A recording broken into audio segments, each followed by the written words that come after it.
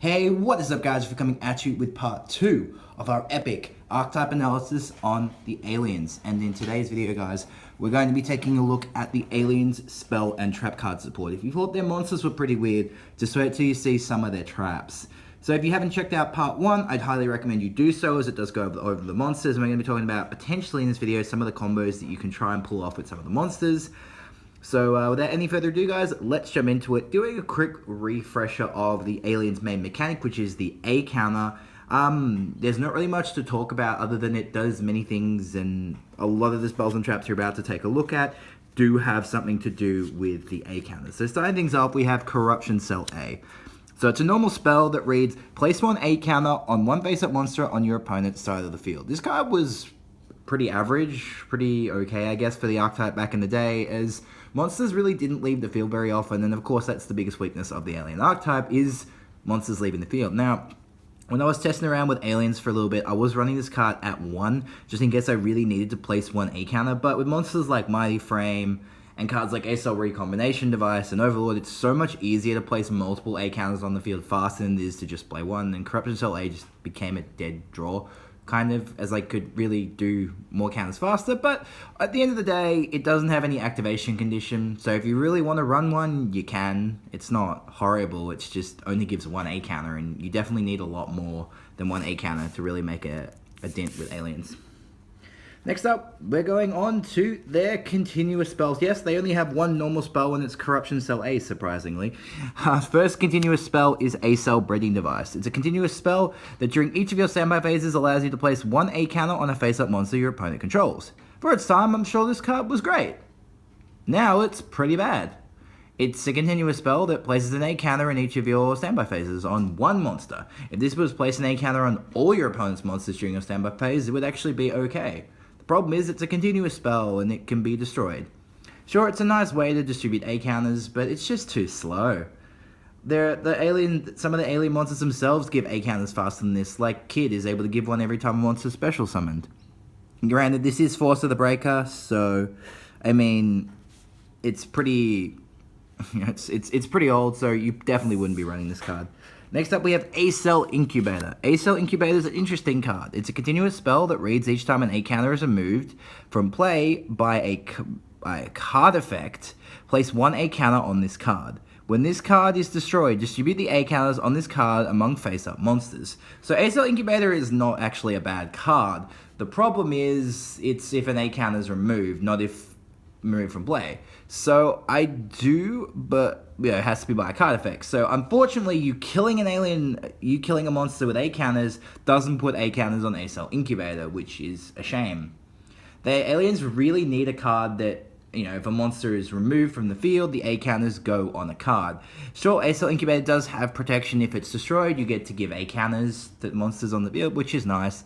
But the fact that it's so hard to get A counters on this in the first place, as the only real monsters that remove A counters are things like Alien Overlord and Alien Telepath. I mean, there are others, but those are the two you really only want to run. So Incubator's not really that worth running, to be brutally honest, in this day and age.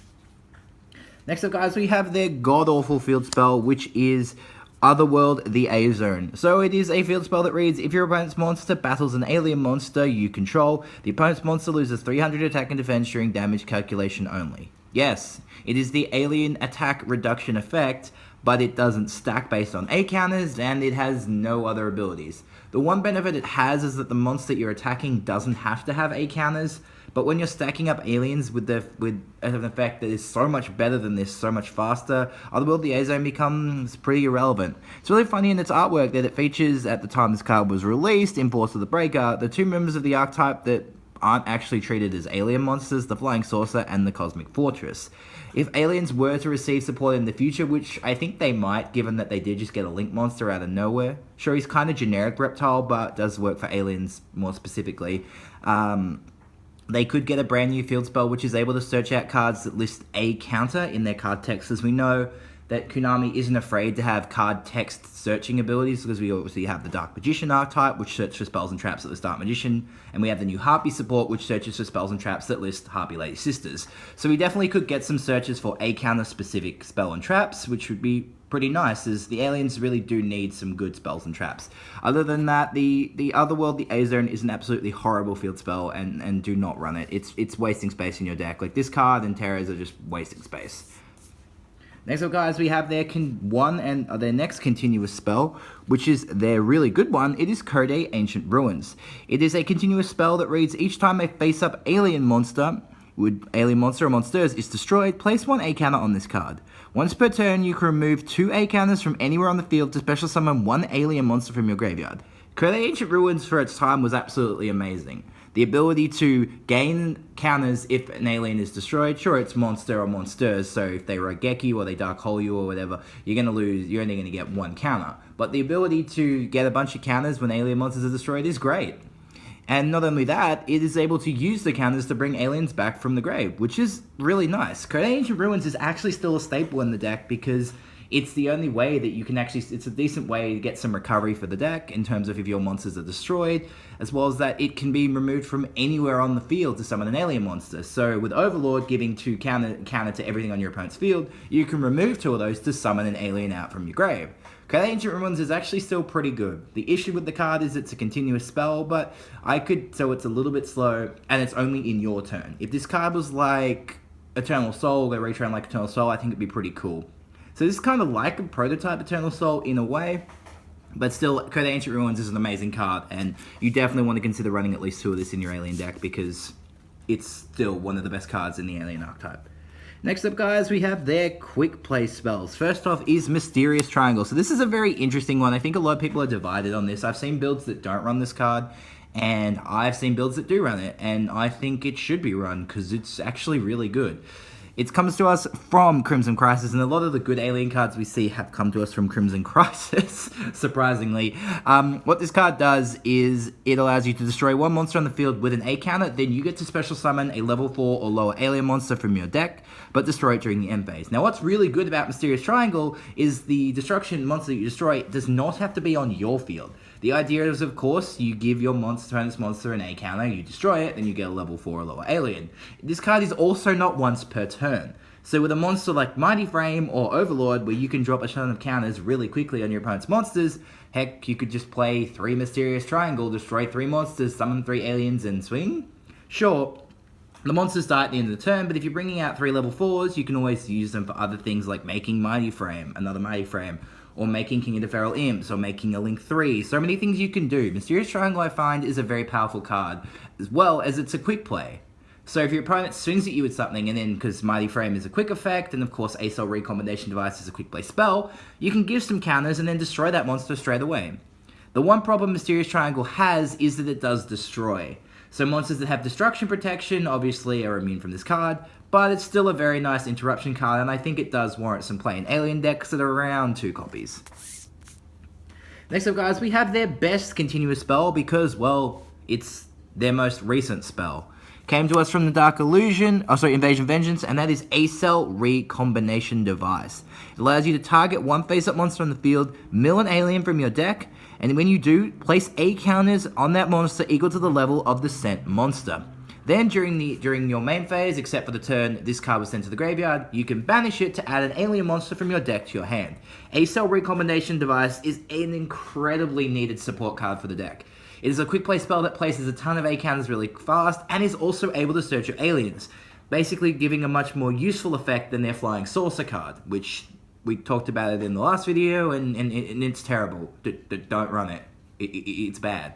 Sure, the ad can be ashed, and the mill can be ashed as well. So this card is a little bit weak to some cards out there, can traps that would stop it. However, this card in combination with something like Mysterious Triangle, both of them being quick plays, allows you to not only mill an alien, which sets up your alien Ammonite next turn, which is really cool, it also allows you to give your opponent's monster A counters, which you can then pop to summon out another alien from your deck, if you really want to, which, again, can potentially stop an attack, or stop a play, stop a link combo, stop a climb. So many good combos that you can pull off with A-Cell Recombination Device and Mysterious Triangle. So A-Cell Recombination Device is a must-run at 3 in all alien decks because it's amazing.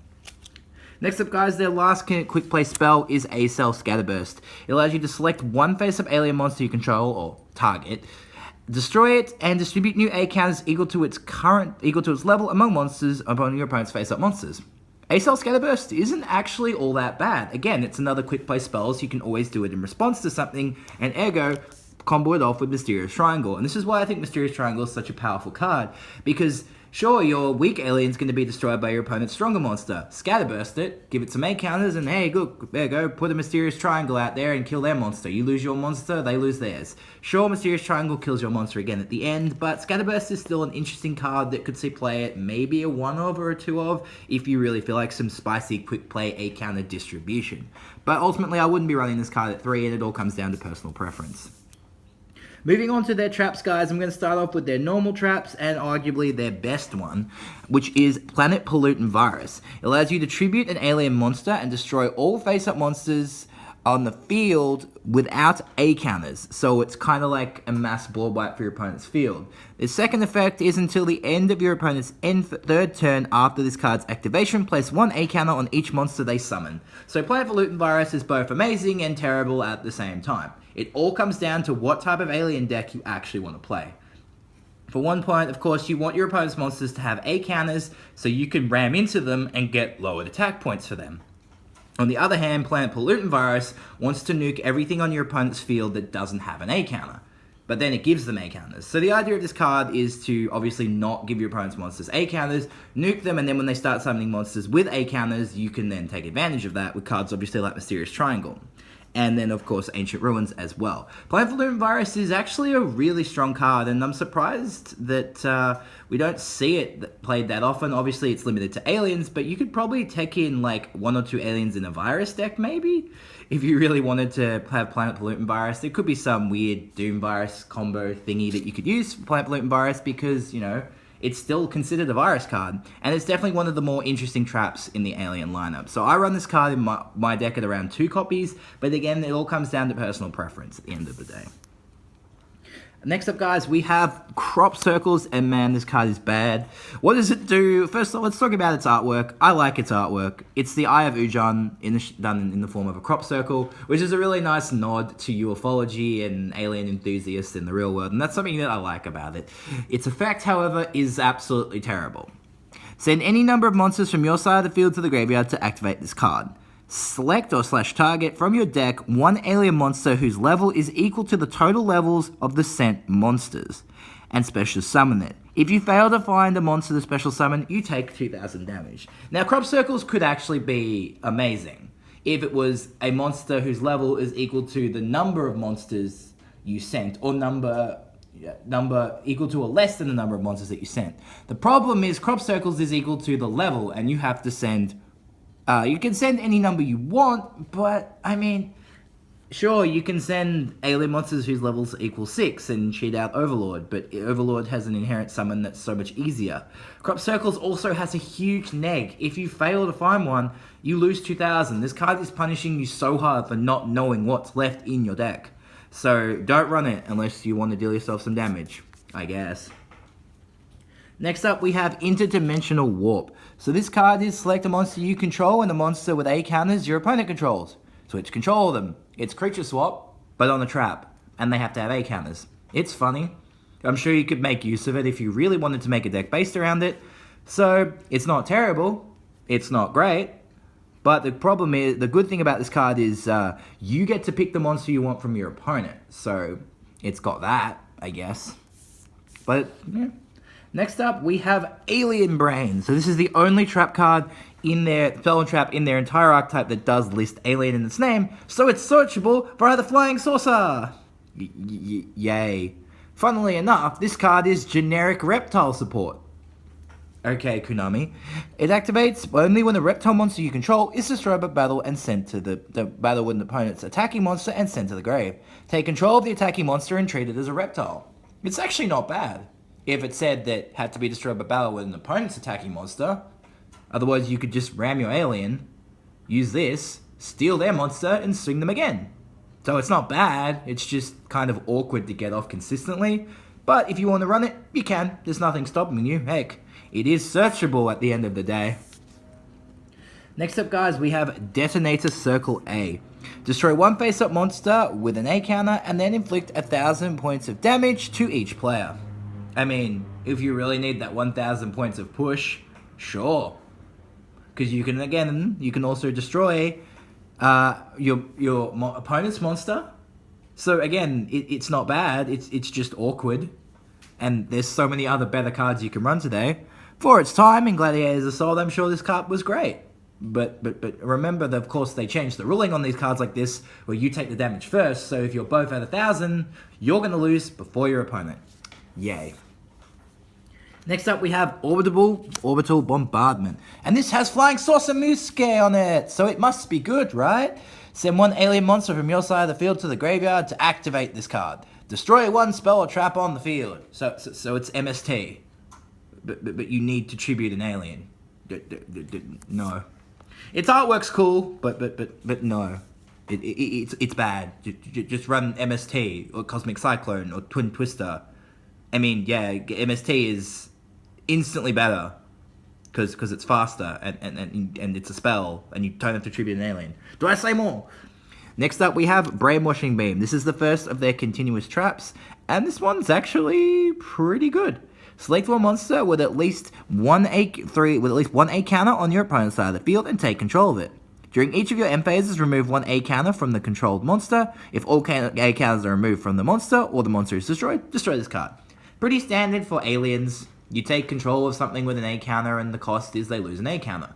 What's funny about this card is you can place A counters on that monster yourself, so you'll keep it. But it does target, so if the monster does have targeting protection, well, yeah, you're in trouble. And it does kind of go against some other cards in the Alien Archetype, such as Alien Mars, in the sense that you're putting A counters on this card, and you might want to steal something with a really good effect. Mars would negate that effect, because the monster you're taking has A counters. And this one problem the Alien Archetype does have, it kind of contradicts itself a lot, but at the end of the day, Brainwashing Beam is not bad, and if you really want to make a super control-y deck, yeah, Brainwashing Beam is perfectly fine. Their last card is Mass Hypnosis. It is a continuous trap that activates when you control an alien monster. Select and take control of up to 3 of your opponent's monsters that each have A counters on them. If this card is destroyed during the end phase of the turn, it is activated. So, Mass Hypnosis is also not a bad card. It's kind of like technically a better Brainwashing Beam, kind of. Basically, you take control of 3 of your opponent's monsters. That's pretty good. The issue is it targets. But hey, there's so many ways to place A counters on your opponent's monsters. You've got Mighty Frame, which is a quick play. So you quick effect, so you can discard a monster, a level 4 monster, or any monster, then take control of him. Like, Mass Hypnosis doesn't say that they need to have more than one. You could just discard a level 1. Heck, you've got an Alien Psychic in your hand that's bricking you for some reason, and you're playing Alien Psychic. Discard Alien Psychic, they all get a counter. Mass Hypnosis, you get them all, and you swing for a ton of damage. And there you go, if you got Brainwashing Beam, why not take another one as well? But anyway, guys, that is it for the spell and traps for the Alien Archetype to date. Do you think we could see even more alien support in the future? I mean, Mighty Frame and A Cell Recombination Device did literally come out of nowhere. We normally see when they support these classic archetypes, they get at least, 4 or 5 cards at once. This was just 2 one-off cards. Hopefully, aliens will get something in the future. What would you like to see, though, in terms of spells and traps? Let me know in the comments below. And if you've seen the monster video, let me know in those comments what types of monsters you'd like them to see in the future. Anyway, guys, thank you so much for watching. If you liked the video, remember to like and subscribe. Thank you again for watching, and I'll catch you for my next video.